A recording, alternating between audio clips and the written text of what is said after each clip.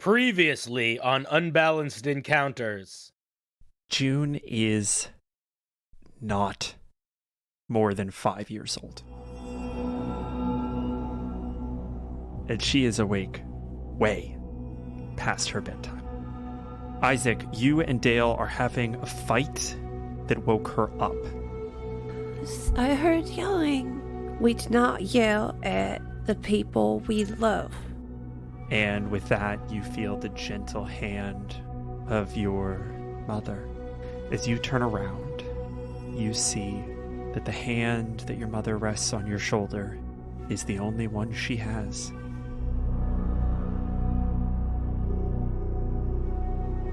Harisa, your mother grabs your hand and wrenches it off the wall. You missed everything. You don't just go plodding down. There could have been traps. How was I supposed to know that a wall was dangerous? If you do not know what it is dangerous. How is Harisa feeling, seeing her father for the first time in nearly 20 years? When you're quite done, could you remove your hands from me? Your mother is not in Agravar. Your brothers are in town. If you hurt your sister, My what now? Who? Juniper is your sister. What if everyone's parents were just the absolute fucking worst? Not mine. I love my fucking dad.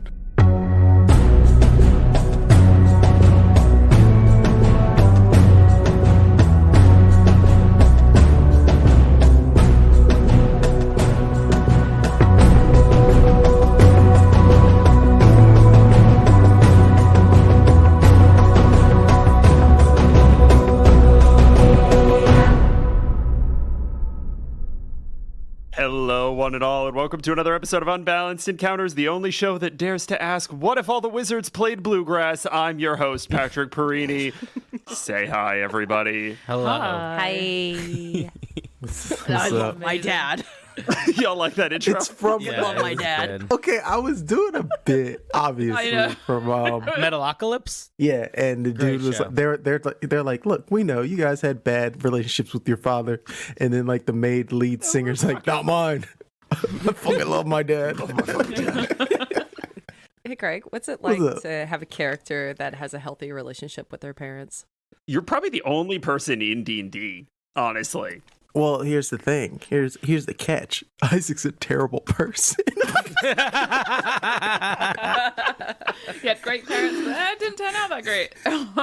You gotta mix it up, you know. It's like, oh, obviously there has something to do with his parents. And nope. I did like the difference of the gentle hand on June's shoulder, and then just my mum just like, "Pah!" That fucking flip-flop from across the room. Really? Just sharpshooter on that bitch. You guys and your moms, you need some therapy. Everybody does. Legit. Harisa needs It's a lot therapy. easier if you just Yeah. build a character that's sort of a timeless being separated Yeah. from family lineage. On that route. You guys aren't ready. I'm gonna make you so mad this episode. I just want you to know. No, I'm Speaking excited. of which, I'm excited. speaking of which, Yeah. the golden light of dawn shimmers over the dunes of the ever-encroaching northern deserts. We see the contingent of the Agravar army traveling with our party mount their riding birds, hitch up cobbled together remnants of wagons to injured elephants, and make their way down into the valley of the capital city of Agravar. And over the crest of this cliff, the landscape changes. Protected from the sands, this valley is comparatively verdant and lush. Trees, shade, pools of crystal blue water, and you see little carp shimmer as you pass down the narrow slope into the valley. And all is quiet as you approach a door. The door to the outside wall of this city is larger than almost anything almost any of you have ever seen. Isaac, you're home. For just over this door is a symbol that you are all too familiar with. The crest of the Agra Wardens, the one emblazoned on Dale's shield.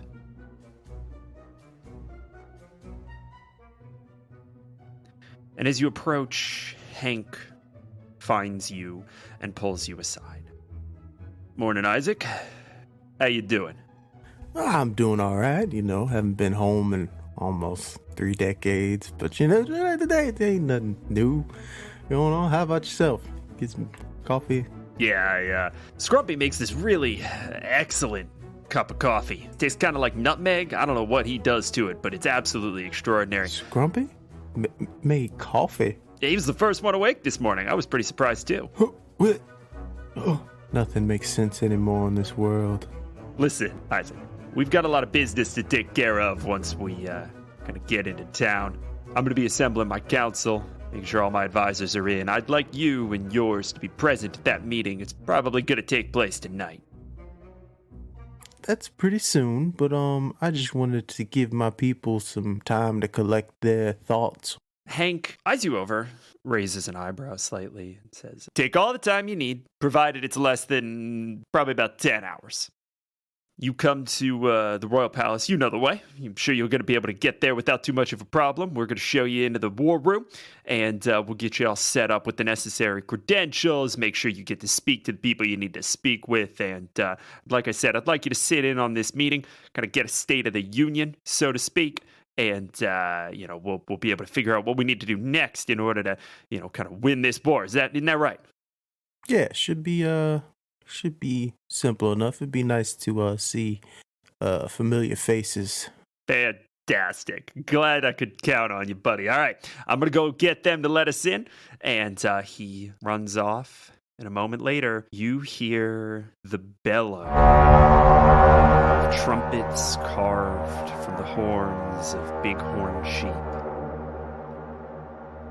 And the crunch and creak of massive wooden doors. As this giant sandstone archway gives way to morning in Agravar. The interior of the city walls of Agravar are unlike anything many of you have ever seen. Every street, a thing that June, at least you had assumed were always just packed earth, are lined with immaculate sandstone pavers. Right angle corners are dominated by buildings 5, 6, 7 stories tall, sometimes more, with addenda made from wood scaffolded onto the tops and sides. Despite the early hour, there are people in the streets, and some of them are working in ways that you would find to be all too familiar. There are carts and purveyors, people making food and offering to provide news of the day in leaflets. But there are other people who are on the streets too. People who seem to just be on the streets, moving about without aim or goal or job. And everything has a slightly golden tint to it as you take in the sights and the smells. And June is literally vibrating with enthusiasm to try to do something. Sam, what would you like to do? She's on the ground, feeling. Why is it so smooth? Oh, June, pick yourself up. Pick yourself up. Nope, they're gonna start throwing coins at you. You gotta get up. No, have you heard this? And she starts knocking on it. I can't even dig in it. It's so hard. What is that? What is at? She's gonna try to climb up the side of one of the buildings. Nope. Oh, I need one of those leashes. Shit. Please give me an acrobatics check. Please give me an acrobatics check. That's a 21. June, this is nothing, right? Like, there are sort of bricks kind of jutting out from the face of this building that you could you're so used to grabbing a hold of a knot of a tree that has way less purchase than this. You are just scaling this building. And you get about 3 floors up, and one of the wooden panels of a window swings wide, and you have to, like, throw yourself out of the way. And this ancient, tiny, rail-thin woman leans out and says, "What the hell are you doing on my house? Go on, get out of here, you street rat, get!" Sorry. And she pulls out a broom, and she starts whacking at you. No, ma'am, I'm real sorry. I'm just... Does an 8 hit your armor class? No. Okay, Bobby good. Weave, June. You scamper further up, or are you dropping back down? I want to go up. I want to go. Okay. I want to try to get to the top. You get to the top of this building, and like many of the other buildings in Agrivar, the top has been kind of carved out as a rooftop garden. And you kind of get up and find yourself like in a tomato bush. As you kind of push it away and get your bearings, you see that there are all kinds of plants up here. There seem to be raised beds for root vegetables, a grapevine kind of trellised around the exterior of this rooftop, tomatoes and flowers, and a big reservoir of rainwater right at the center. And as you kind of take this in and you turn around, you see that you can see for a mile in all directions. In a way that in Raleigh, what for the hills and the trees, you just can't. Isaac, you have lost June. Oh yeah, after realizing he wasn't going to catch her, he's going to look for a crepe cart. Would you like me to go get her? No, it's fine. She'll figure it out after a while. You want anything to eat? Yes, can I get 1 crepe with strawberry syrup glazed upon it, as well as some sugar powder, please? Absolutely, no problem there. You see that there is a little gnomish man who is barely the height of the cart. And he's just kind of, his arms are like up at the top of the cart level, like making you this crepe basically without being able to see. Sapper, you want anything, Mr. Spinks? I think Harisa has probably passed through Agrafar years ago at some point, but didn't stay too long. But Spinks stepped in and eyes dilated, frill just sort of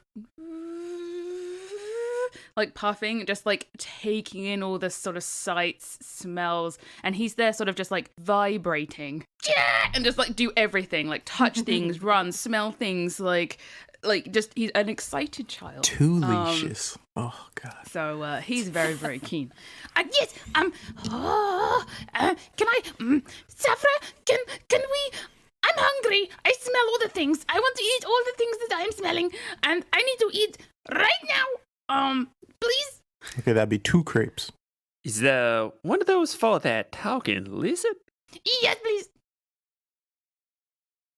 All right. I've seen weirder things in my time. And he whips up another just like absolutely ridiculous stuffed crepe. Isaac's crying. He is crying. I need y'all to understand. Are y'all getting food? Are you getting food? I'd like something, please. June doesn't understand how loud the city is and doesn't know that they can't hear anything she says.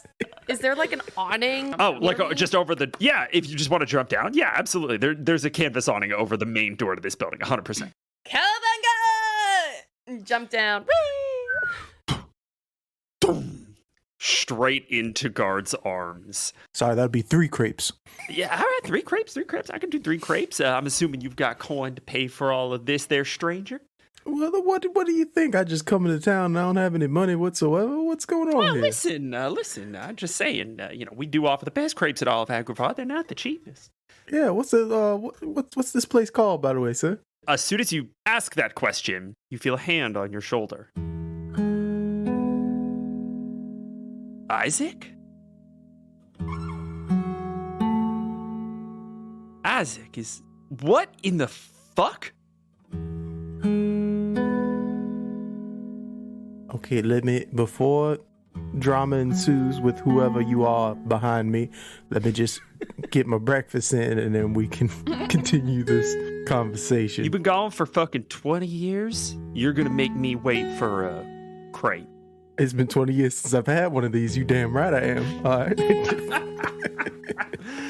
All right. George, they're on me. Yeah, whatever you say, Mr. Axe Drummer. It's good to see you again. And Isaac, you turn around to see your brother, Quan. Quan, what are you doing? And he just gives big old bear hug. Strawberries and cream, huh? That's telling. What is it telling him? That I have good taste? What do you put in it? There ain't nothing wrong with croque monsieur. You get that crepe, you get a little bit of ham, a little bit of Gruyere. That's a breakfast. Now that's a breakfast. I don't know what you're doing over here. Desserts with the lizards? I don't know what that's all about. By the way, who are your friends? Oh, where are my manners?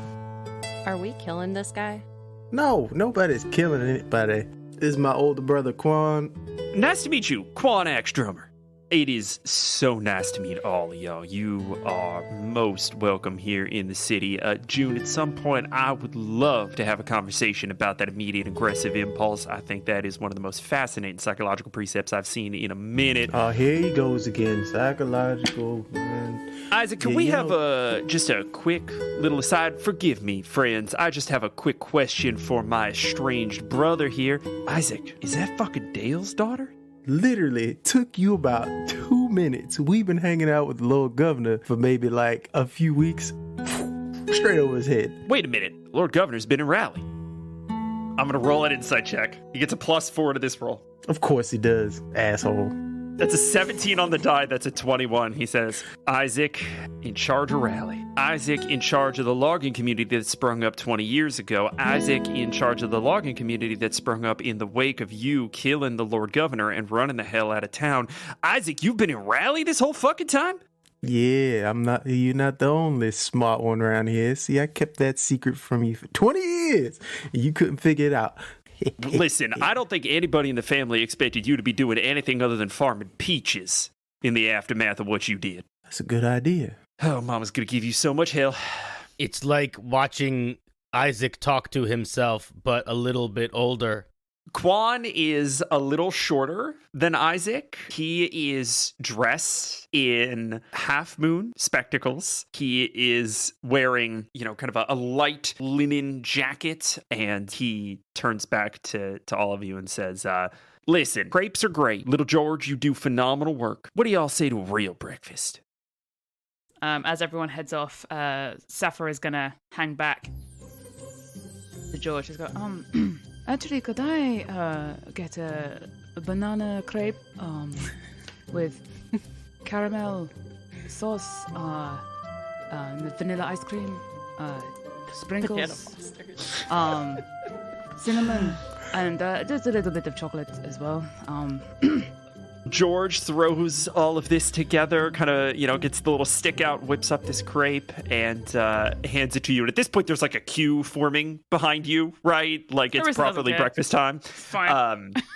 And he hands it to you and says, all right, bon appetit.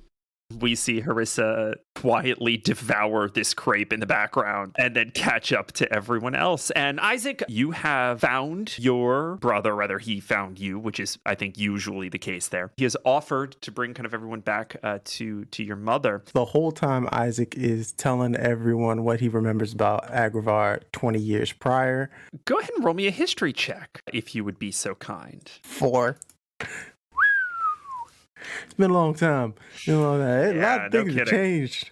I think that Quan is sort of keeping track with you and correcting you where things have changed. So I think there's a lot of like the Imperial Memorial Park was one of your favorite hangouts when you were a kid, and Quan's just like, not anymore. And we get like 4 or 5 of those restaurants that no longer exist, and the old Coliseum where you had your fateful meeting with the former Lord Governor has been torn down and turned into refugee housing for all of the people who have been displaced by the desert. But there are 2 things that are still as you remember them. 2 things in particular that even on a 4 are the same as you remember them. One, the Dark Abyss is still in the same part of town. And the other is that your father's office is still where you remember it.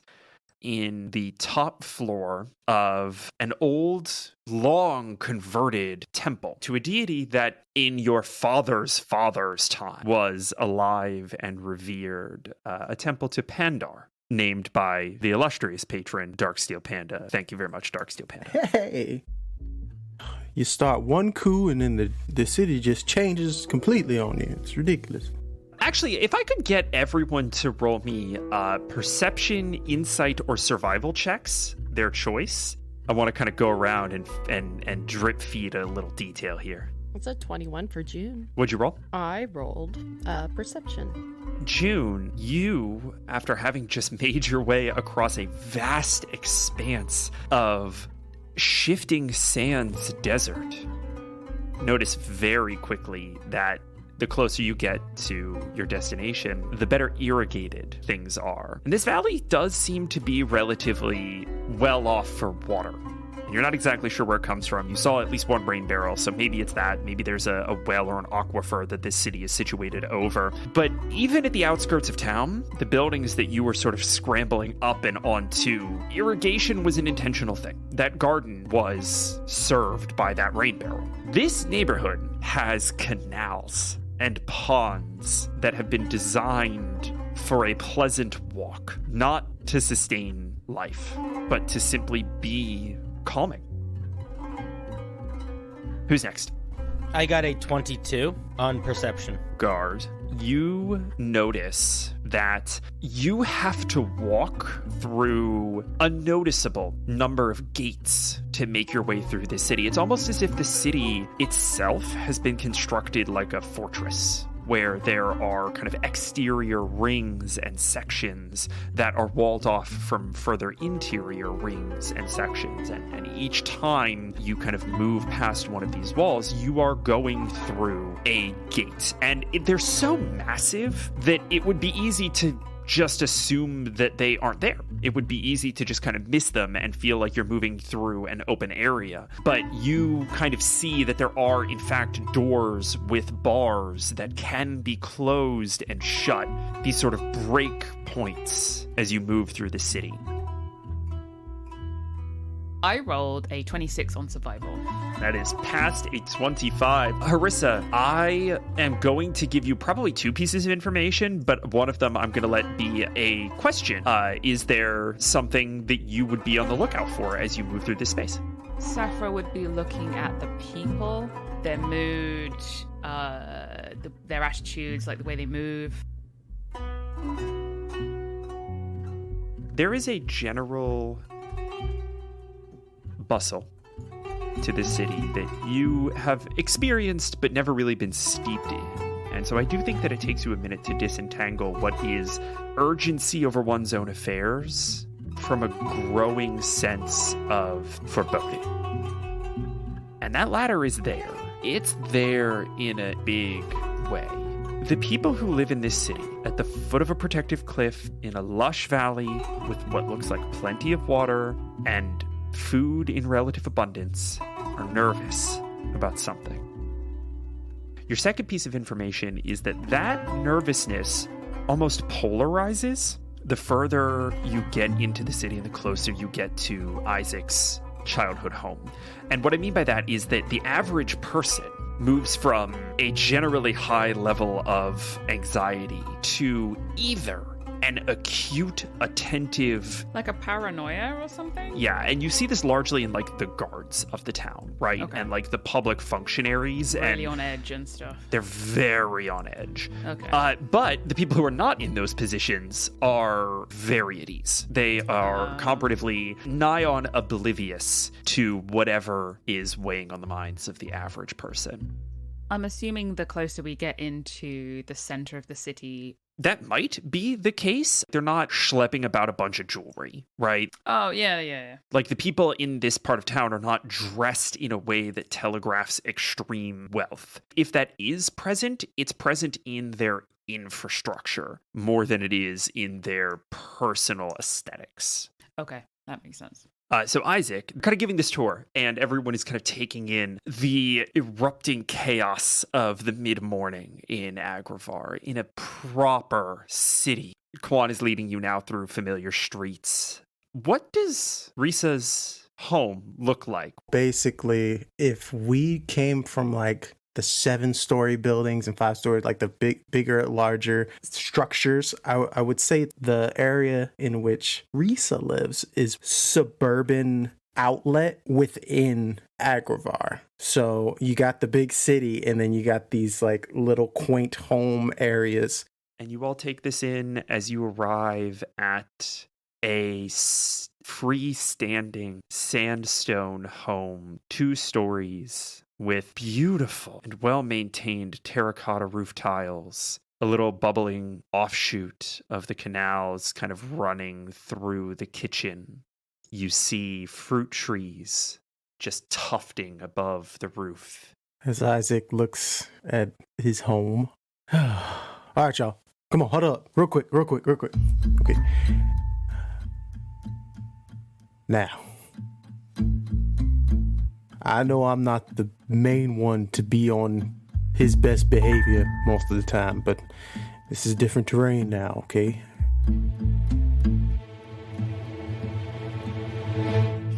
Y'all need to focus up.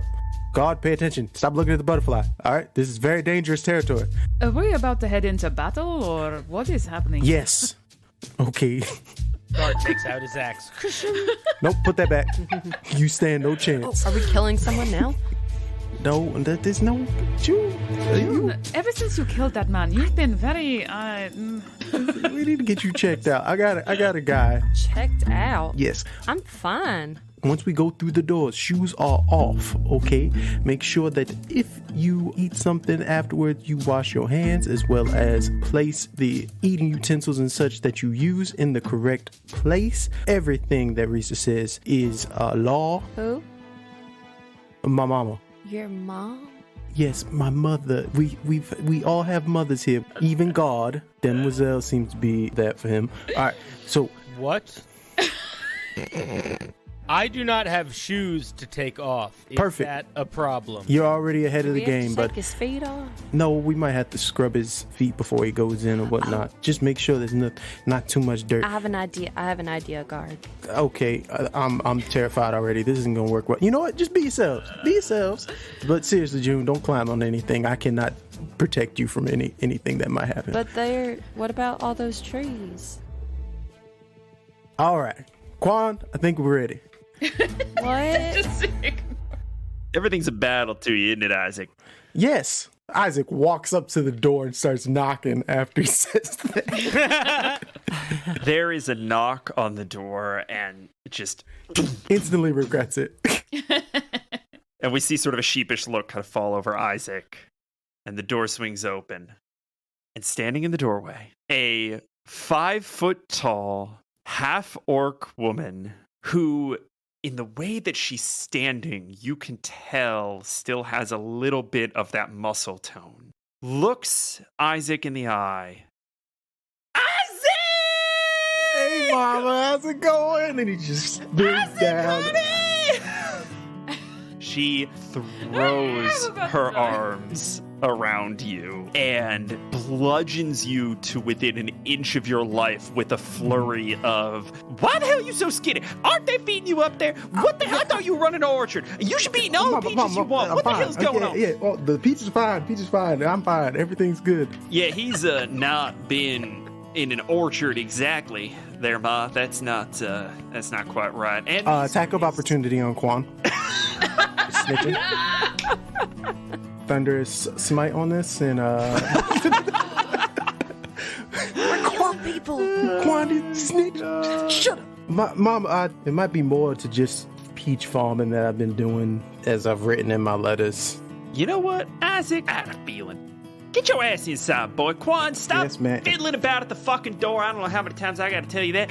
And listen, we got all these guests in the house, and I don't have a thing on. I mean, I got grits cooking, but I always got grits cooking. Get in the house, all y'all. Guard, come here. Yes. Here. And she'll take out a couple of like really ratty shirts and lift up your foot. Okay.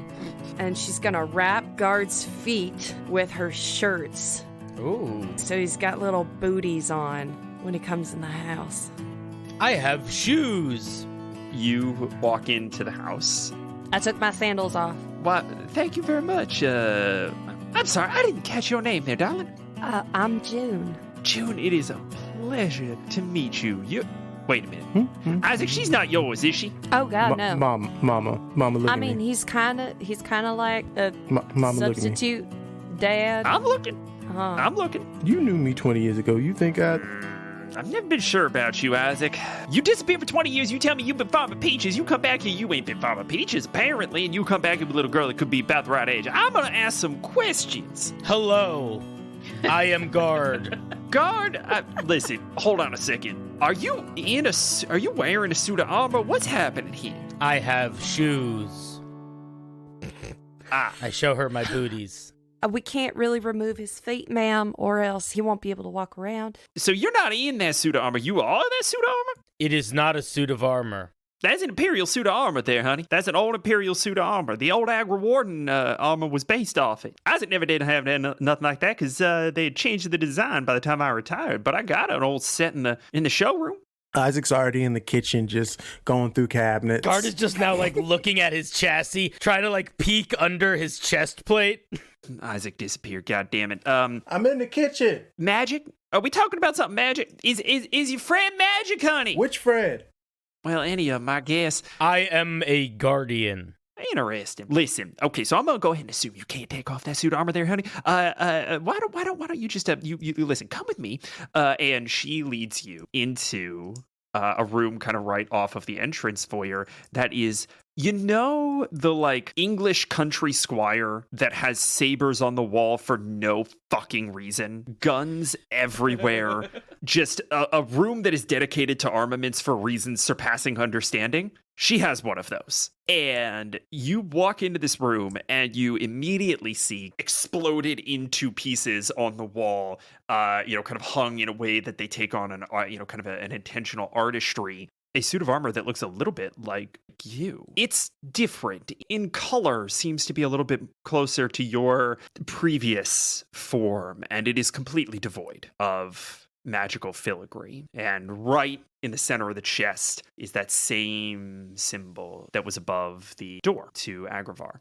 And she kind of leads you into this room and she says, Quan, get in here. You know the old drill, armor polish in the cabinet. I want you to clean this young man's feet off and let him take off these silly rags. I don't know what they were trying to do there, but I've got all the equipment for making sure that we take care of good suit of armor in this household. We're gonna use it. Understood? Quan kind of rolls his eyes and says, "Guard, you up for a little spit polish?" I don't know what that means.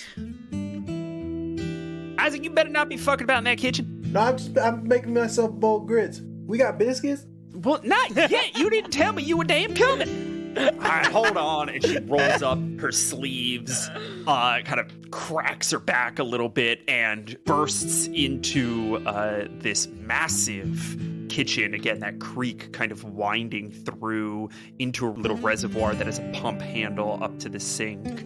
And she just starts dervishing through this room. Big wooden bowl, huge sack of flour, wooden spoon, butter, buttermilk, salt, just kind of all coming out in clumps as she sets stuff down on the counter and just like starts banging things together to knock out a batch of biscuits. Kind of without looking up at any of you, she says, make sales at home. Yeah, come on, y'all, sit down. Isaac's already got a bowl of grits. What's grits again? Is that Emily asking? Yeah. You've not had grits? It's cornmeal porridge. Oh, that was it. Yeah. Yeah. Lots of butter. Sometimes Salt. cheesy. What do British no. people eat? Gruel, jelly Bacon deals at grits. all times. How do you think I got so strong? Can I say that when Saphra was kind of like obviously at the back eating her crepe on the way to the house, she picked up a bunch of flowers. She was raised in a sort of you have to give your host something, especially if they're giving you food. She enters the room, obviously shoes off, and then behind her, very kind of like sheepish, Spinks is holding this like little bunch of flowers. Thank you very much for making us all this food. It's very much appreciated. We brought you a gift. And Mr. Spinks is sheepishly coming out from behind Saphra, holding a bunch of flowers. For you, and holds them up, kind of bows. ridiculously because he doesn't know what to do with himself. A talking lizard? Thank you. My hands are a little, kind of biscuity at the moment. Absolutely. Let me. Can I help? Can I assist in any way? Here, let me. I'll put these in some water. You try to help, I'll put your ass in the ground. Okay, I will. You remind me of my grandmother. I will sit over here. Isaac gets a vase. Grandmother, I ain't a day older than your mama. Listen, you are much nicer than my mama, so you remind me of my grandmother. Not in age, but of character. Well, sounds like you had a pretty great grandmama. Isaac, can you, for the love of God, explain what the hell is going on with you and all your friends that don't grow peaches with you? Well, Quan said you were gonna get us some breakfast. Yeah, Quan likes to barge in unannounced with new friends and new kids you didn't tell me about. Wait, Quan? Yeah, he had his third last week. Didn't tell me a day that G was pregnant. Oh, Bastard son just disappeared for 9 months like he's wont to do. Quan, how could you just disappear on Mama like that? What's wrong with you? Can't hear you. Polish your shoes. It's tingly.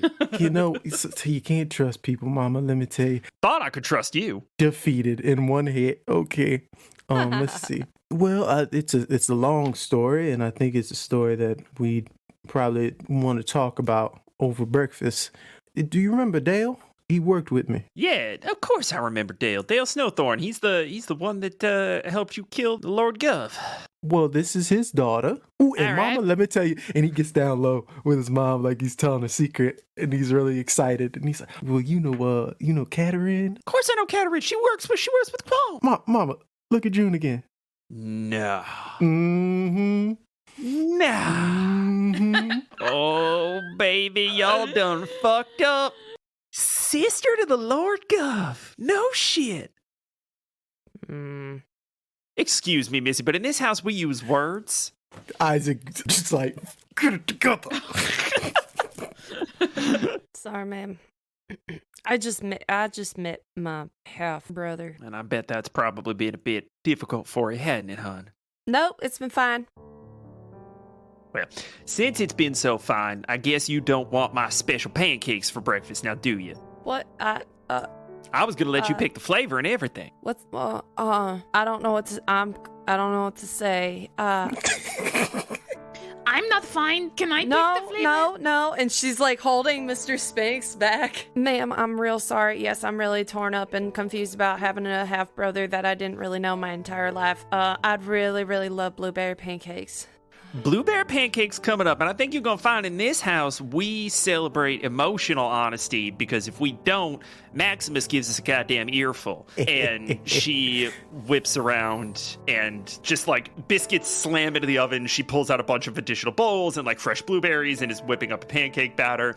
And at that point, the door from the kitchen opens and an elderly man, deep set wrinkles, in that way kind of bunched around the eyes and in the forehead more than the mouth, that says that this man is a thinker, not a laugher. Dark skin and bright eyes, walks in and he says, "Now I know that I did not just hear my name used in a threatening way. And I know that I did not just hear emotional honesty used as a form of blackmail. That was sarcasm, wasn't it, hon? Isaac, Yes, Daddy. how you doing, son? Been a minute. It's been a while. Lots going on. Who your friends?" And at this point, he kind of stands up straighter. He's presenting himself in a more formal tone than he was with his mother. It's a positive respect to it. He's not afraid. Right. It's not a fear. He's being very intentional. Yes. It's more of this is something that his father has taught him, that he enjoys conversation this way. And so that's why he brings it to him, because of the love he has there. So, well, Daddy, these are my friends from back at Raleigh. Did I hear that, Miss, you were Mrs. Snowthorn's daughter? Did I hear that correctly? Yes, sir. We received news of his passing some time ago. I'm very sorry for your loss. She very mechanically nods. Thank you. If you ever need someone to speak with, I would be most certainly willing to lend an ear. I appreciate that, sir. Thank you. Now, and he pulls up a chair. What are your coping mechanisms? What the fuck? Sorry. Copo. What a who? Is that a kind of nut? He kind of glares at Isaac. Isaac looks away. Mama, you said you need help with breakfast. Let me get this. I said nothing of the kind. I said if you try to help me with breakfast, I'll beat your ass with a These spoon. dishes look messy. I'm gonna go over here and wash some of these dishes. Dishes do look messy. You're such a good boy. Guard is going to run into the room. June! Spinks! Look! I'm shiny! And he's gonna sort of like stumble in and kind of like catch himself on a table, and I imagine like a whole pantry of jars of things just kind of rock back and forth for a second. Look! You look so pretty. Oh my god. You look beautiful. That is so much better than when you walked in this door. Hello. Who are you introducing yourself to? Anyone in particular? Isaac's dad, the new guy in the room. Okay. Hello there. I am Maximus San Sebastian. It is nice to meet you. Everyone here looks like you, Isaac. That would be because we are his immediate family. Isaac, have you not been explaining the situation to your friends? No, I felt as though it would be more fun to just show up and see how things transpire. He has pulled out a notebook and is right. He wrote that down. You brought these fine people into your childhood home, did not introduce them or give them any sort of context into who you were going to be dealing with. You decided it would be more fun for you to let them dangle. How's that working out for you? Oh, it's hilarious. Have you not been in the room watching all this transpire? And he's just writing stuff down. My father, he works on Isaac doesn't know how to say it, but he can read your thoughts. Oh. Mama, doesn't he read everybody's thoughts and brain? He'd like to think he reads everybody's thoughts and brains. I am a counselor for the good people of Agravar and used to do a fair bit of traveling, getting to know people, collecting stories. I was brought up in the good religion of Pandarism, and while that religion has been outlawed under the Empressar, a lot of its core tenets apply in this household, and I would hope in your own hearts. As my wife so delicately put, we value emotional honesty in this household. Isn't that right, son? What does that mean? It means, God, you say how you feel, and then you explain why you feel it, and that's okay. Guard immediately turns to June. I told Hank that you were his sister, and I feel guilty about it. I'm sorry. Guard. Isaac's like nudging his mom. Fucking Isaac's dad's mouth is like shock and horror. Isaac's mom's mouth is like shock and delight. I might immediately go back to Isaac's dad. Is that correct? That was very good, Guard. That was very good. Now, June, how did that make you feel? I feel like I was just hit by an assassin. All right, so Hank knows I'm his sister. It was not my intention, but it came out. It's all right. I know that you weren't meaning to be malicious or anything. I was meaning to threaten him. Oh, good. Okay. So he was That's trying to be fine. malicious. Well, not towards me. This is great. Y'all are doing a great job. This is very good. This is a healthy dialogue. This is the kind of conversation that you should seek to promote in your life and in your relationships. But June looks more upset. I don't know. I mean, I was kind of hoping to keep Hank from knowing who I really was for a little bit longer, but it's fine. It's fine. Maybe he didn't believe you. As Isaac's washing dishes, he leans over to his mom. See, the real thing is it's not fine. And June probably doesn't really, feel very good about the situation, but she doesn't want to hurt God's feelings. Listen, baby, I know how it goes. I know all the drama. All this court politic is so complicated. It's so complicated, Mom. It's been great. I've been dealing with this for a few months. It's amazing how they just bounce off each other. My God. Isaac, you have no idea how much I missed you being in this goddamn house, surrounded by your daddy and your brother, who non-stop. It's about diffusing and de-escalation and diplomacy. And nobody's ever willing to throw a punch. Nobody's ever willing to dish a goss, son. Oh, we did. I gotta get you some more hot goss, Mama. I'm gonna get you some more goss. I promise. What have I been doing? Isaac looks up for a second. He goes, "Where's Griffin?" Your dad kind of straightens up and he says, there's no easy way to say this, son, but Griffin lives in Altair now. Oh, big city man. We gather that he had some important business in the Imperial City. I prayed to the gods that it is not official Imperial work. Honestly, we heard less of him than we did of you these past 20 years, though I'm hoping what we know of him is a little bit more honest. Peaches, son? I don't even know where Peaches came from because we don't really have many in Raleigh. I think Maurice's wife might plant a few. I'm not sure. She has a garden. Quan basically brought up that he knows about Raleigh, so I'm assuming y'all do too. Yeah, that's me and my buddy Dale till his passing. Now, I'm doing the same, it's just a little different. A leadership role? How's that working out for you, son? It has its ups and downs. Mostly downs. I'm not very good at it. You'd spend a little bit less time at your mother's apron strings, studying the blade, and a little bit more time with your nose in a book, you might be able to step up to that particular plate. Daddy, books suck. I don't like reading. It's not fun. Mm-hmm. There, I said it. Mm-hmm. Mm-hmm. Don't like sweaters, Dad. They're not comfortable. A good sweater never hurt nobody. Good sweater never hurt nobody. Itchy. There, I'm sorry, I said it. It's been difficult, but I have wonderful people around me that make the job a little bit less difficult. Listen, I'm not the most perceptive person in the world, but I do know when I've been given good things and others have not. And I wanted my friends to know that they didn't just get a goofy lion goofball as a leader, but they also have wonderful people such as yourselves that they can count on as well.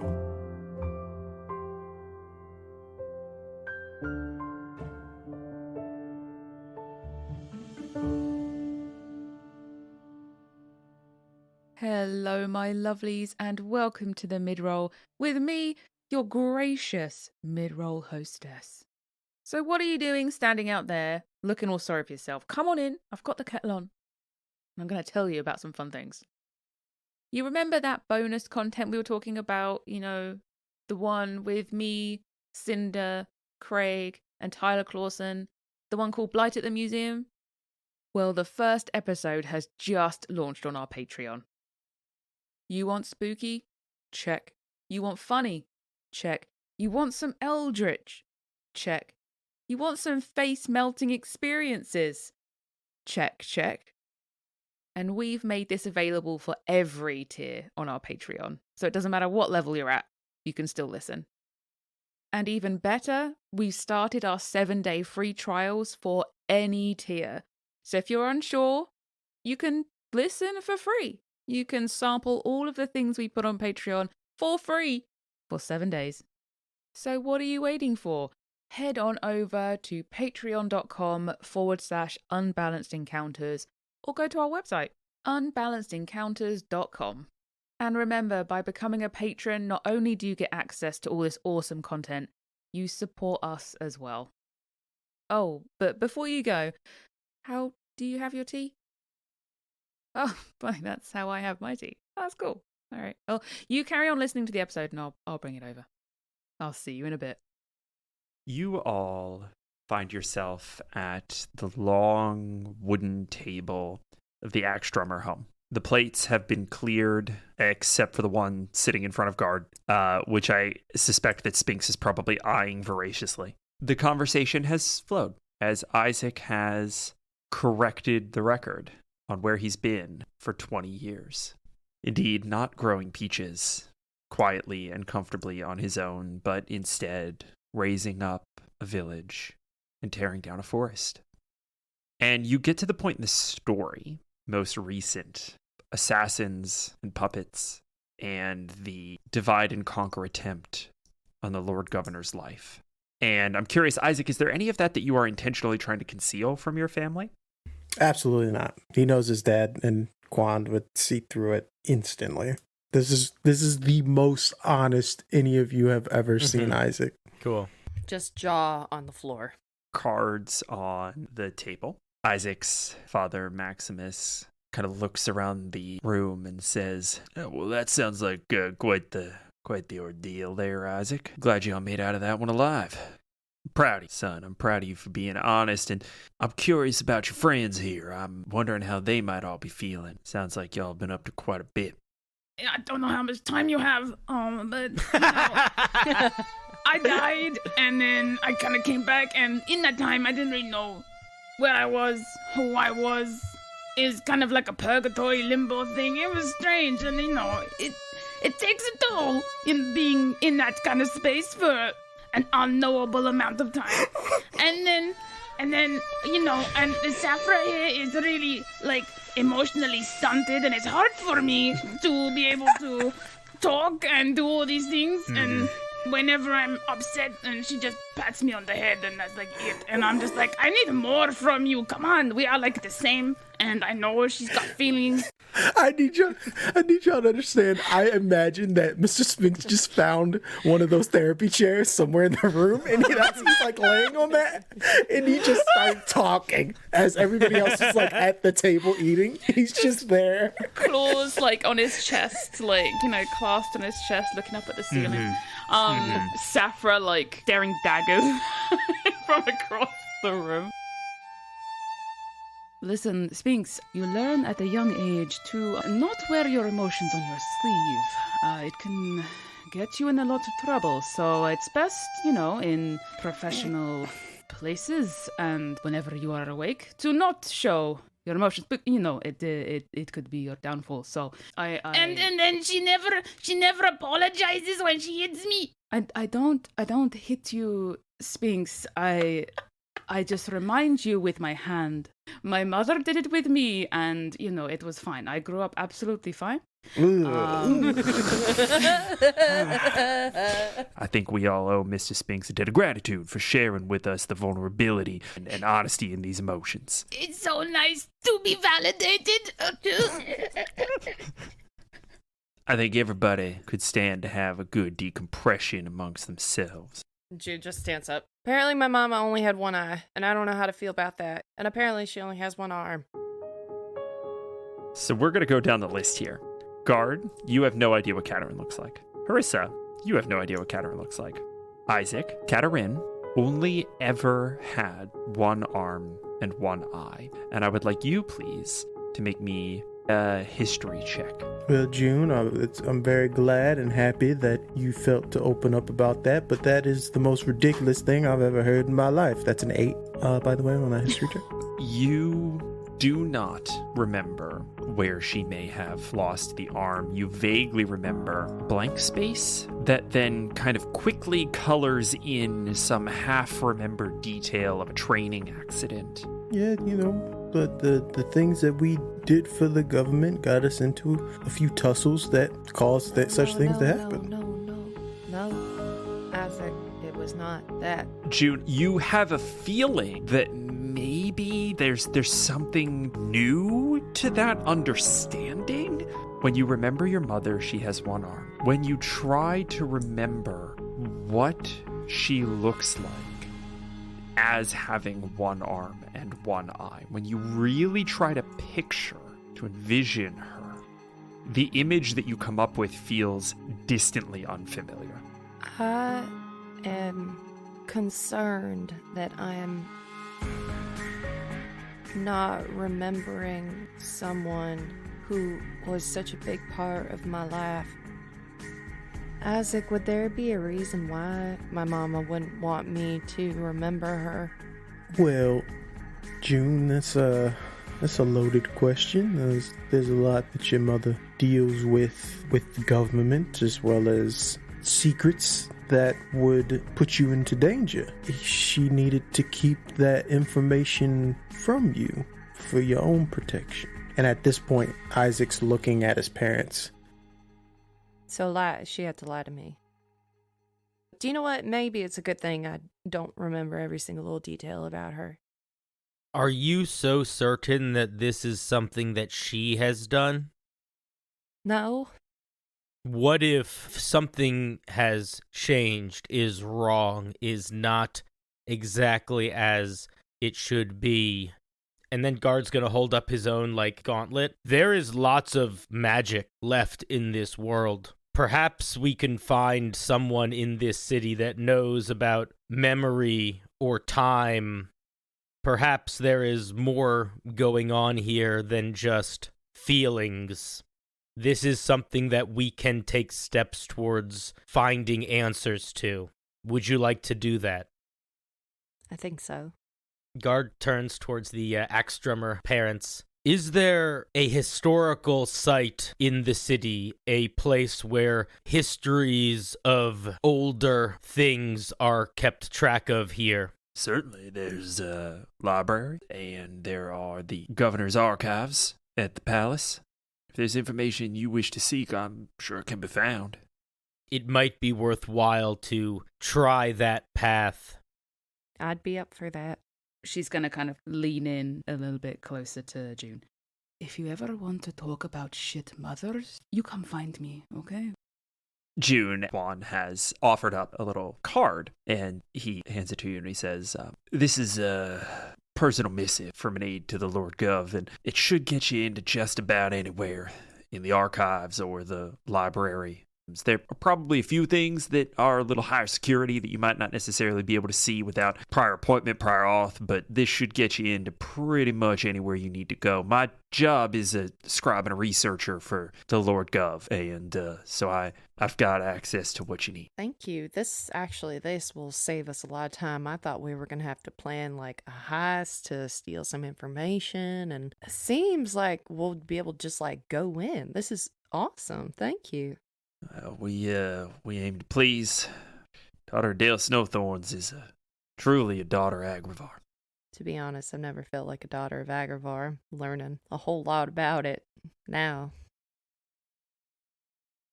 All right, so it sounds like we want to go to the library. At least June wants to go to the library. Is that a thing that everybody wants to do? Is there a black market in this town? Of course. I mean, there has to be, certainly. Are there little mushroom men who might be shilling some tortoise shells? No. Or would there be the tortoise shell being shilled by someone else? Maybe. So here's what I want to do. Here's how I want to break this up. I think Harisa and Isaac are going to try to find this tortoise shell, and under the guise of just Harisa wants to see sort of where can we get whatever, right? Is there a sap supply that's trickling through the city? Is there any sort of illicit substance here? Also, Harisa feels like the best place to get the city goss, the news, the info is in the marketplaces. You know what I mean?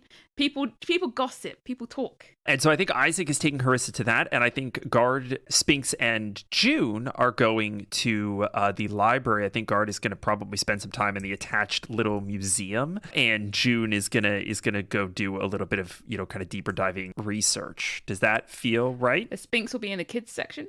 Isaac and Harisa, can I please get a group survival check off of the two of you? Do I get advantage because I'm home? Yeah, fuck it.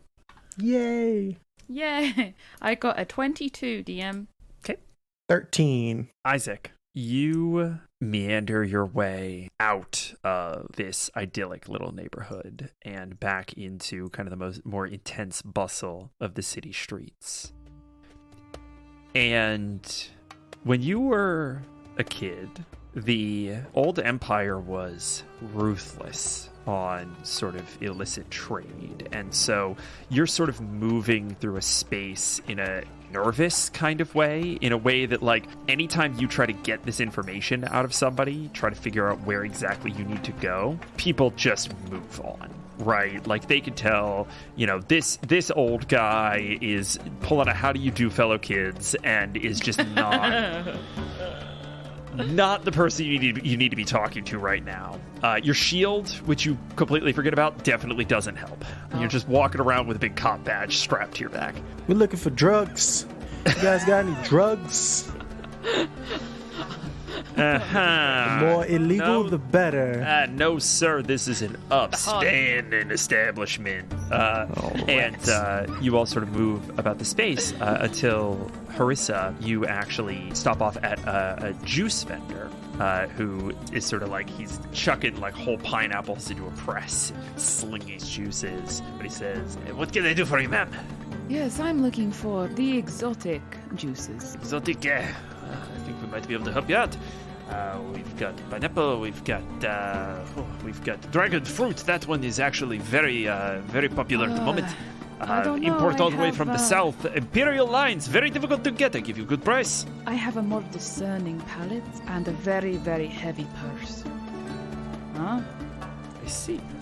Well, I might be able to point you in the right direction. You understand? I don't deal with anything of that caliber here. I mean, well, I will take a pineapple juice, though, if you are, Don't best in the city. Now, you didn't hear this from me, but... And he kind of eyes a far alley. You see that curtain hanging there against that wall. Maybe it is there for privacy. Maybe it is there to keep the dust out. I complain about it to the city every week, but they do nothing about it. Oh, fair enough. Well, thank you. And here, and she's gonna give a little extra for the pineapple juice. Thank you very much. We're looking for illegal drugs. Could y'all tell us which direction to go? Isaac. Yeah, what's up? Oh, he is not with you. Hello. Ooh, juice. Any peach juice? I've had peaches on the mind. I'm wondering. Peach juice. It's a little out of season, but I might. And he like leans down and like pulls a can of peach juice out and like puts it into a glass really quickly. Gets a nat 20 on his sleight of hand. Looks fresh to me. Fantastic. Sorry to bother you, but we're closed for the day. It's been nice. Oh, okay. Yes. Boom! Car comes down with him in it, and it's like on a bike, so you just see it like starting to pedal away. Saffron, I have had no luck today. Everyone seems to just have no idea what any of the good stuff is. You don't look now, but you see that curtain behind you? Mhm. Careful, don't look, don't make it Oh, obvious. okay, Jesus, okay. And he's sipping his juice. We just somehow got shades from somewhere. I just like that is where we need to go, apparently. So Oh, okay. well, ladies first. Let's Yes, age before beauty. Yes, absolutely. yeah, after you. Go on, it's, No, you go. They are just screaming cop. This is the second black market you guys go after. You think you'd get used to it by now. With that, we are going to jump over to the fucking library. It is pretty much exactly what you would picture from, kind of a library in a big city. Large entry columns, kind of up a flight of a dozen or so, kind of big, deep set sandstone stairs. Old imperial writing over the entire front facade, and people are kind of milling in and out at their leisure. All right, guys, I've got this. And she's going to go look for somebody that looks of importance around the library. Guard and Sphinx, I'm assuming you are following. Yeah, I look to Sphinx. Let's remain low profile. all right, low profile. And Guard starts walking sort of like a little kid trying to walk sneakily. Every now and then we just stop and kind of lean against a wall. June, you get in like an hour ahead of Guard and Sphinx. There is a little kind of entry foyer, and there are some paintings up on the walls, and you walk through, kind of an additional set of doors and see what seems to be a museum. There are kind of glass cases and suits of armor, tapestries, artifacts, and relics that line this floor that go back as far as you can see. And on the inside wall, there are service desks. And there are people who are staffing those service desks. The air in here is hushed and muffled in that way that very full spaces always are, in that very library kind of esque way. But it's very cool. There's a crisp breeze carried through this whole building. There are some people who are staffing the service desks if you want to seek them out. Excuse me.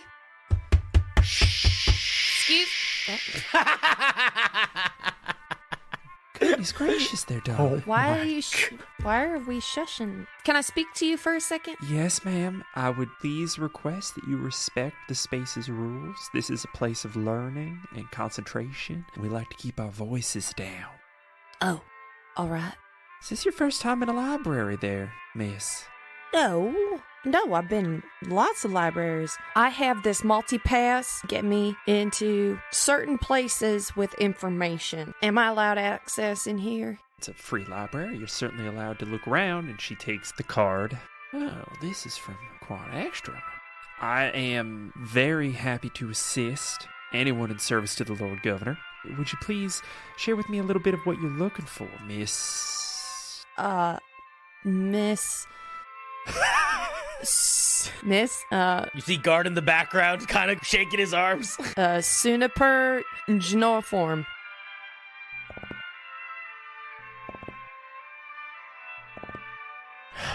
Jude, please roll me a deception check. It's an 18. Genothorn? Are we spelling that the way that sounds? It's Suniper, presumably spelled with an S, yes? Yes. God, I thought she worked in a library. Jeez. What could I assist you with today? I'm looking for anything you have on the sisterhood. What sisterhood? They have pants. They seem to travel sometimes. That's bad. I love it. So the sisterhood that you're asking about are the Sisters of the Sapphire Sun. The ladies who help the work with the Lord Gov. Oh, well, we have several sororal organizations. There are certainly women that work for and with the Lord Governor. There are also several women-led charity organizations that do good works here in our fair Agravaur and the lands beyond. I'm not familiar with one that exists in service of the Lord Gov. Do you have any ledgers on organizations that have worked with the Lord Governor? Why don't you go ahead and roll me a history check here? That's an 8. My name is Martin. Shh. I am also interested. Thank you. Interested in information. All right. Martin, are you looking for the same information? Are you two together, Martin and Suniper? No, but perhaps why not? Makes sense to look together, Mr. Spinks. Mr. Spinks? Wait, you used my real name. God damn. Oh, that's... I'm sorry. Eleanor. Oh, yes, Eleanor. My name is Eleanor. You can call me Ellie, though. Can I get a group deception check from Guard and Spinks? It's a 2 for me. I got an 11. All right. Martin, Mr. Spinks, Mr. Eleanor Spinks, I suppose. I was in the middle of helping this young lady. I will be with you shortly. Can my multi-pass get them in too? Are they with you or aren't they? I'm just meeting them right now. I mean, it's lovely to meet y'all. Then probably not. We take security fairly seriously here at the library. I am not inclined to allow strangers to work off of the vouchsafe of another. Well, I've been looking for some guards for some, like, personal security. And they are certainly free to wait by the perimeter. All right. I understand. Now, I you were understand. asking about a ledger of organizations that have worked with the Lord Governor. I do not believe that we have access to detailed records about such engagements and interactions. You would have to go to the Lord Governor's office in the palace for that. This pass should get you access to that information, but here at the library, it's probably going to be more historical information. We're going to be able to potentially have texts and histories on the individual movers and shakers. All right. I'm gonna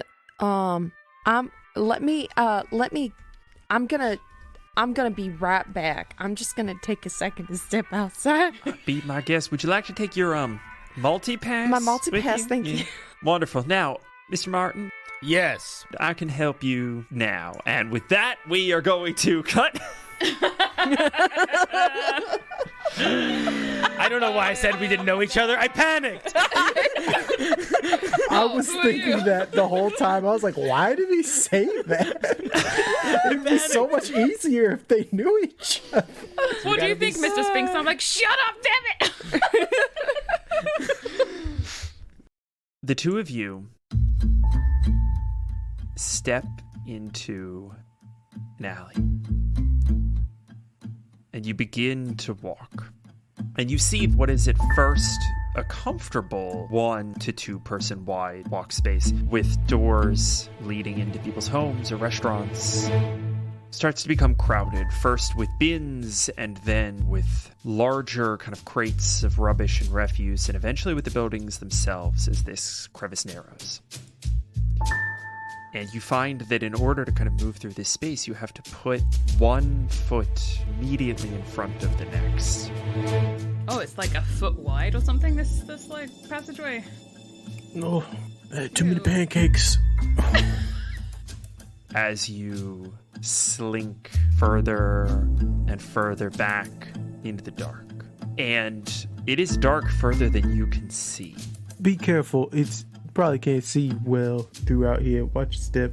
No shit. Listen, you just go first. I'll hold on to you. These sunglasses are not a good idea, I think. Isaac is first in the marching order. Yes. Isaac, I need a dex saving throw. 6. Harisa, I need a dex saving throw. 24. Isaac, something small and furry blasts past you and kind of clocks you in the leg, and you fall backwards into Harisa. Harisa, you like grab him and feel yourself push back up against the wall as a capybara tears through the shadows. This giant 2 and some change foot tall, greasy rodent galloping down this corridor, and you hear rumbling coming from up ahead.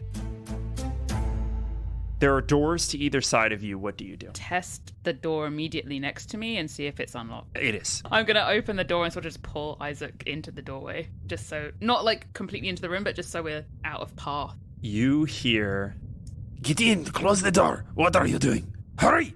Oh, okay. Close the door!"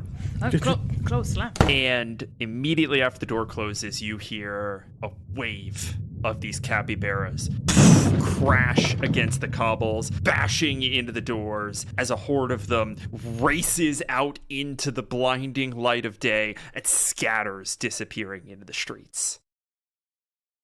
Good riddance. What? Why are they swarming? Ugh. Because they're diseased, despicable, disgusting. A better question is, why are the two of you here? Stinks in here. Stinks of crime.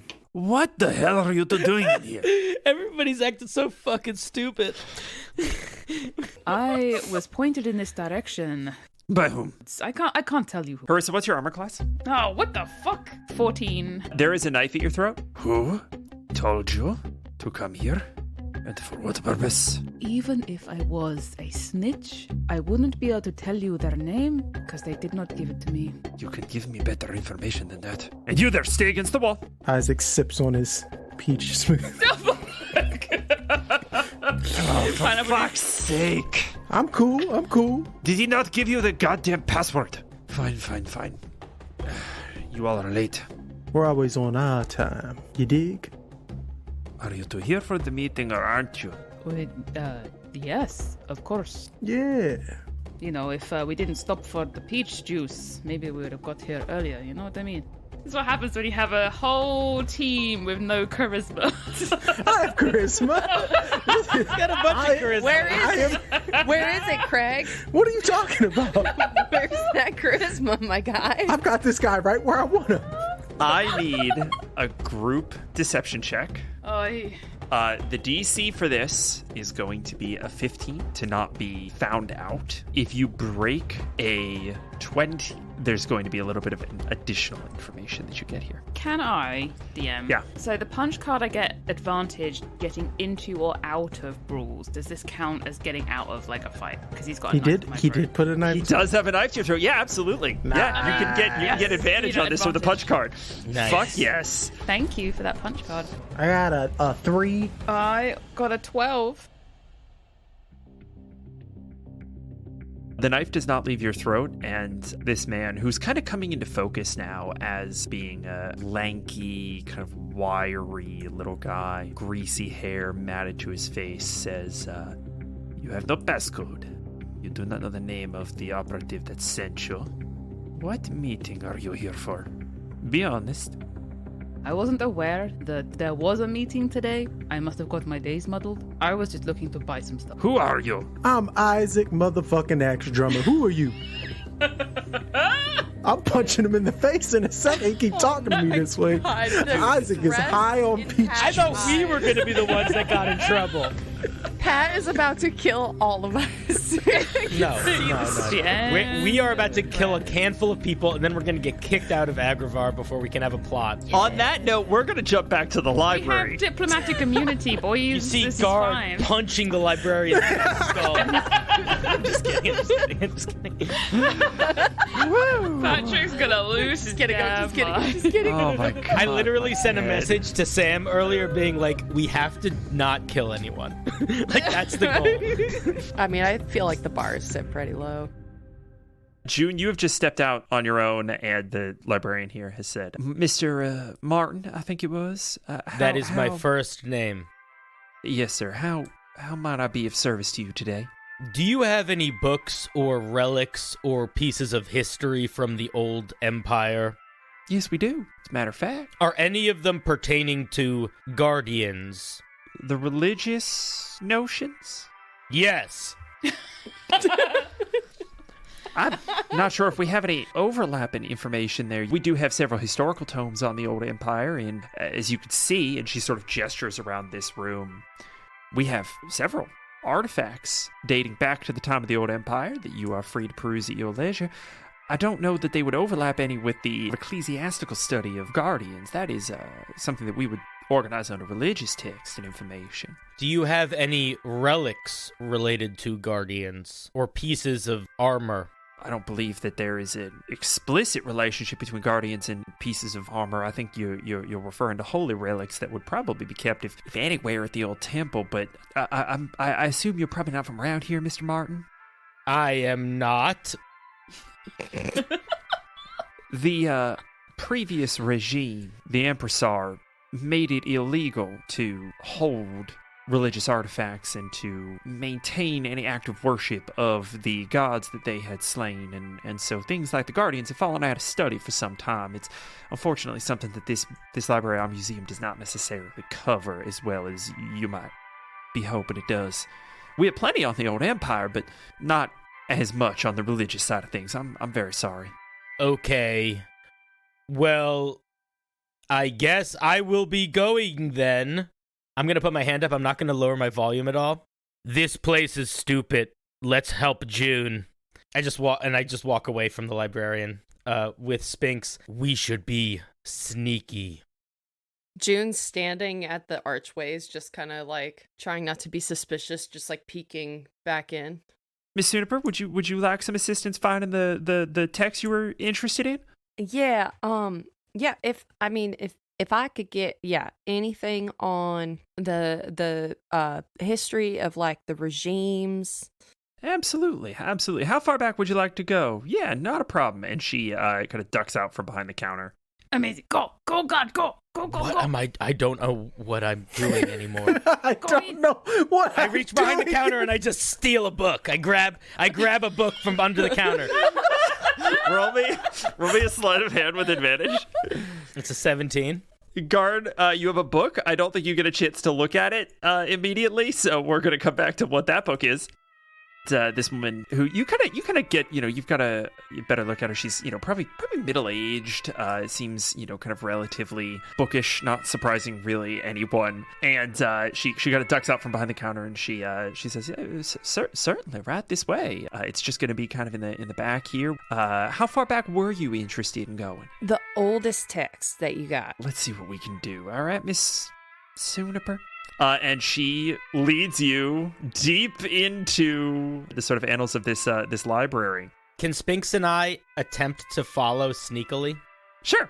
I tap my face as if there's a nose on it to Spinks and point like we should follow. Go ahead and roll me a group stealth check. Natural 20! 25! Yeah! Amazing. I think when they turn the corner, Guard scoops up Mr. Spinks, and Guard walks up the wall and sneaks along the ceiling. Yes, There with it the is. boots. Yeah. There it is. There Spider-Man. it is. There it is. And even though they're boots, I do imagine that when Guard is using them, he's sort of climbing more like a creature climbs than he's just like walking. Yeah, 100%. Guard, you were able to sort of on the extremely tall ceilings of this building follow June at a distance. And they kind of go down some stairs and you figure out how to like climb along the underside of the higher level staircase. And Oh, be careful. Please don't drop me. Oh, God.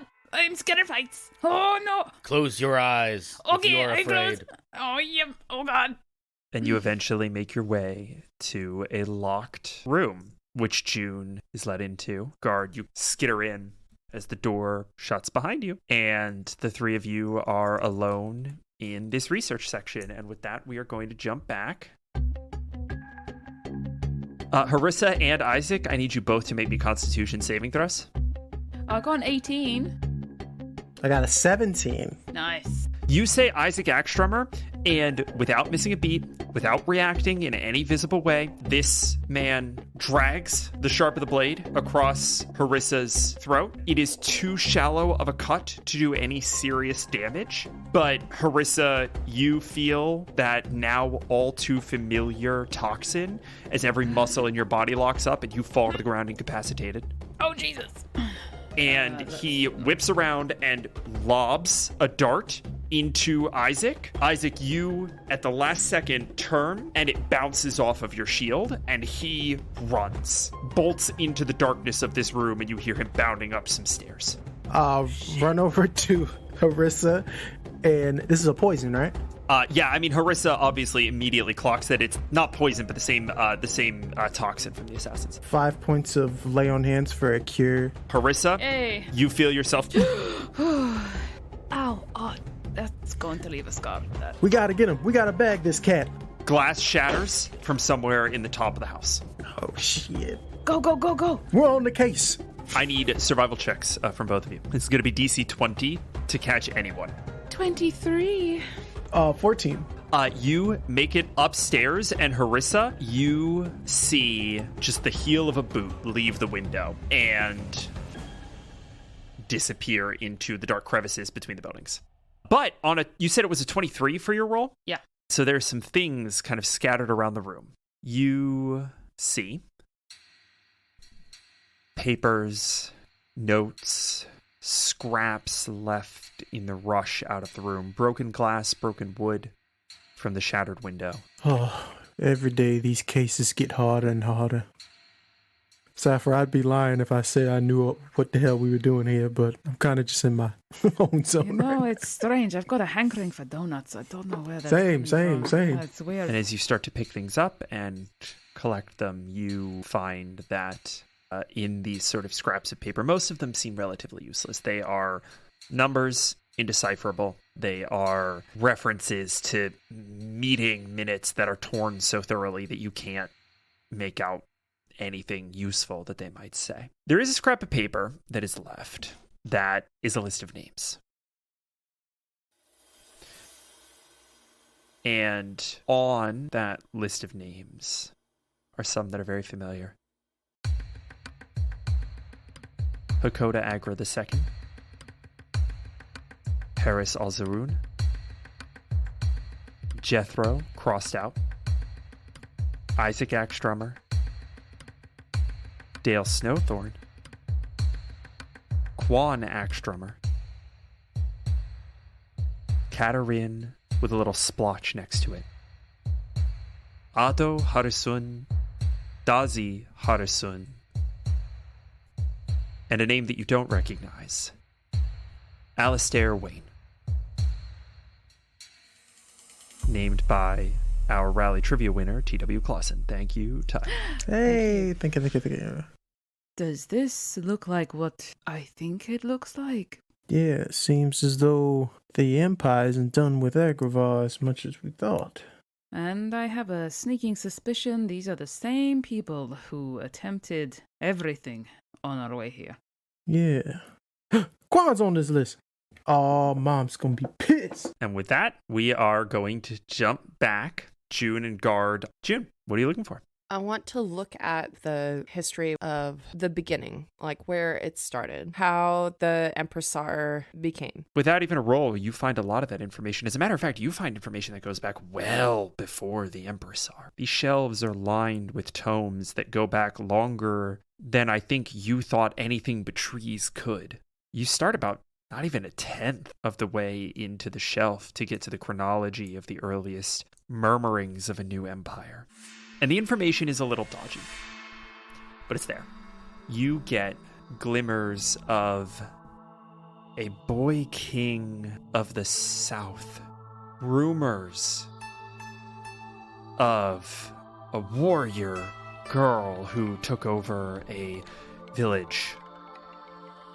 Bits and pieces that don't seem to quite fit together until 20 or so years later. At the first death of a god.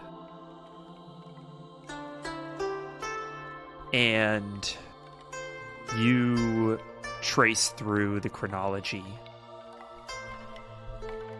of propaganda and of arms, symbols stolen from the old empire, magic funneled and sequestered, sap supplies bought up, redirected. You gloss over a story of the fall of Mare Sanctorum, a city to the east that you now know as Kauavar. And you see records of Agra forces moving covertly in towns to the far west, always looking, always scheming, always unifying, and still the death of more and more gods. Is it saying who killed the gods? The texts try to be impartial, but it's hard to do when the only records that exist are the propagandized ones. And so the texts say that the Empressar says that they, in their sole divinity, are responsible for the death of the lesser gods. But then forests disappear. The eastern wields, gone. The northern deserts encroach.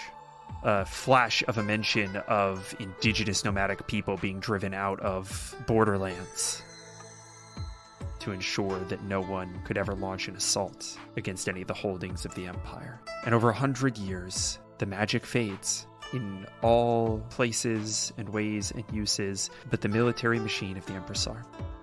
Until one day, a half-orc, an Agra far too young, was convinced by his mother Katerin that it was time to rebel. I'd like to deep dive into the boy king and the warrior girl. Go ahead and roll me a history check, please. Can Mr. Spinks and I assist in this role in some way? Absolutely. I think both of you are poring over texts. Go ahead and take advantage on this.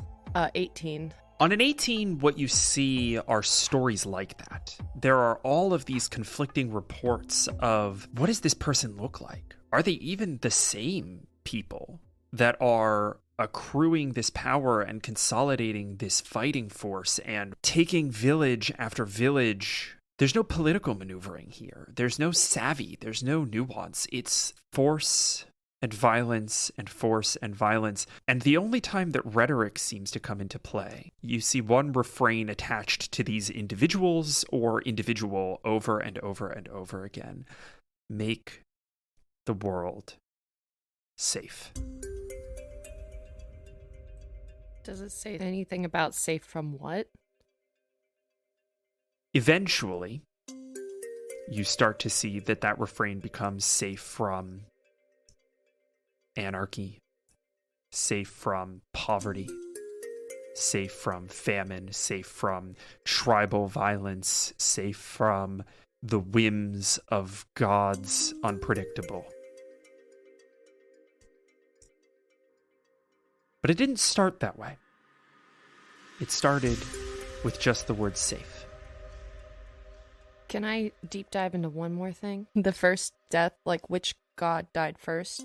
The first god to die seems to have gone by, honestly, a variety of names. And again, you get these sort of early conflicting reports, oral tradition and legend, that are not conclusive. But there is one that shows up a little bit more consistently. There aren't a lot of descriptions. It seems to have been a small regional god somewhere in the south. You're not sure to what dia or domain, but you see Aurelius mentioned a few times. Aurelius, named by our patron Zeta Ice. Thank you, Zeta Ice. Guard, Mr. Spinks. Yes. Yes? Do you think maybe it was possible that everything, the reason why everything that's been happening, what if a long time ago there was a misunderstanding? What if someone, like, way back in the day, there was fear of the gods and there were just too many steps taken out of fear? Fear is a strong motivator. Yeah. Would that name ring anything to me? No. Regard, I think that impulse is good. I think it's interesting. I think that you feel like that's something that you should maybe have connection to. There's a pretty tangible gap there. June, I am going to give you a weird trade-off here. I'm going to let you, as a reaction, burn a bond to try to grab Guard's thought mid-flight. Oh, weird. Oh, I'll that's do it. fun. Yeah, I'll take that. You watch as Guard reaches out into the world to find connection to this thing that should exist. And normally when people do that, you can see the bonds that tether them to the world if you focus just. There's a hole there. And as you think about that for a second, you start to realize it looks a little bit like the hole where your mother's arm should be. I have an idea. I want to take out the gabbing gopher. Incredible. And I'm looking for, pull out a scrap piece of paper from my notebook. Well, the gopher is the piece of paper. Oh, that's right. Never mind. It's like crush it, unfold it. I'm so cute. Dear Mel, hope you're well. Miss you. Do you have any information in the spirit world about a god named Aurelius? And as you take your hand away from the paper, it pops into, those little like origami pop-up things, pops into the little gopher. Oh, I guess I'm going back to the land of the dead. That's a lot further away now. Oh, boy. It's a good thing I can't die. A lot further away. Well, I gotta go all the way back to the Western Weald. Oh, sorry. I thought you just kind of like pop in and out of existence. Nope, I'm bound by all mortal tethers except death. We are getting so. When he soon. says that, Guard like gives a knowing nod. Yeah, I feel that. And I think with that, we are going to close on the library scene and move to that evening. And you all convene in the palace of the Lord Governor. And as things tend to happen around royalty, things move very quickly when you arrive. You are never for a minute left alone. You are immediately kind of taken in hand and shepherded from the entry gate to the greeting foyer to the first parlor where you are expected to wait for your invitation to the inner sanctum as you begin to enter his office. It's a whole fucking process. And at each step, you are kind of taken in hand by a butler or footman or servant of some kind as they move you through this building that our sort of real world analog would probably be the fortress palaces of southern Spain. A lot of brick, a lot of inner courtyard, a lot of fountain and bubble and leaf and vine that try to make a space that is built for very militaristic purposes feel comfortable. And you all are waiting patiently, and the doors to the main war room that you have been positioned outside of finally open, and there is a man in half plate. He has kind of dark, wavy hair. He has actually a glaive strapped to his back, and his chest plate is emblazoned with the seal of the Agra Wardens. He steps out and says, am I to understand that you all are friends from Raleigh? I would be Isaac Axdrummer, and these are my compatriots from Raleigh. You could be a cool cat and lead us to the war room. Have been instructed to do just that, Mr. Axdrummer. My name is Alistair Wayne. I am the junior warden representative on the council. Oh, that's such a cute title. Junior warden. Well, I was reporting to the senior warden representative, Mr. Lapignon, but he is obviously no longer with us. The Lord Governor would love to bring you into this meeting. We have a little bit of there's not really a delicate way to put this. There is a small problem with one of his most trusted advisors, and from inside the room, you hear, I'm gonna ask you this one more time, Trent. Where the hell is Ma? Lord Governor, I have told you several times that the last time I spoke with her was 2 weeks ago, and she said that you had put her on official business outside of Agravar. Now, I am inclined to trust Katarine. Fuck you, Pat. And you, kind of looking into the door, see Hank tower over this ancient-looking woman who has this kind of like pointy cap that sort of falls down a little bit. She's dressed in kind of these like ornate robes that hide the majority of her slight figure. She's standing in profile, and in the visible side of her nose, you can see a single sapphire stud. And he menacingly growls at her. All due respect to the station, Trent. You find my fucking mother.